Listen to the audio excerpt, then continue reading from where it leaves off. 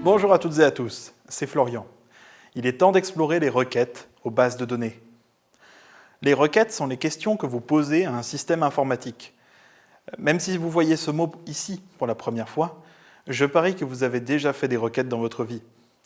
Est-ce qu'il vous arrive de faire des recherches sur Internet?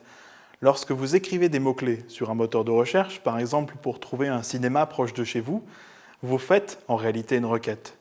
Et lorsque vous appuyez sur la touche Entrée pour envoyer votre requête, différents algorithmes se mettent en marche pour vous donner la réponse la plus adaptée à votre demande. Génial, non? Une requête à une base de données ou à une base de connaissances, c'est le même principe, avec quelques différences par rapport à ce que vous avez l'habitude d'utiliser sur des moteurs de recherche sur Internet. La principale différence, c'est que les moteurs de recherche sur Internet comprennent votre langage d'écriture. Wikidata, pas du tout. Si vous demandez en français à une base de données ou bien à une base de connaissances comme Wikidata, donne-moi la liste de tous les monuments construits en 1770, ou bien si vous lui écrivez les mots-clés monuments construits 1770 en français comme vous le feriez sur un moteur de recherche sur Internet, eh bien elle ne vous répondra pas. Même si vous lui demandez très poliment, Wikidata ne comprend pas votre langue, elle comprend uniquement un langage de requête. C'est un langage informatique spécialement conçu pour poser des questions aux bases de données ou aux bases de connaissances. En informatique, un langage de requête est à bien différencier d'un langage de programmation. Le langage de programmation sert par exemple à faire fonctionner des jeux vidéo, et le langage de requête, lui, sert à obtenir des réponses à une question posée à un système informatique. Nous ne vous parlerons que de langage de requête, et croyez-moi, c'est déjà pas mal. Poser une question à une base de données, c'est un peu comme poser une question à l'oral à quelqu'un qui ne parlerait pas la même langue que vous. La requête peut être découpée en 3 étapes. D'abord, il faut définir votre question, puis formuler votre question dans un langage que votre interlocuteur comprendra, et enfin, poser votre question.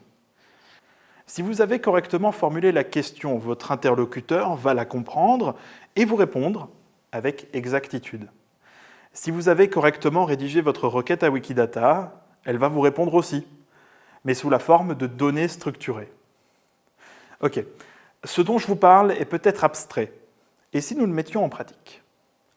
Nous allons interroger Wikidata pour lui demander la liste de tous les monuments dans le monde qui ont été construits en 1770.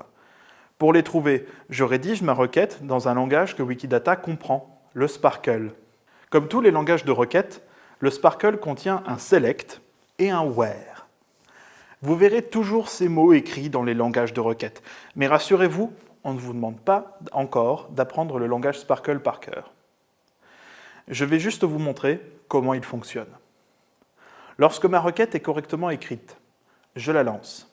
Wikidata me fournit une liste de données structurées en réponse.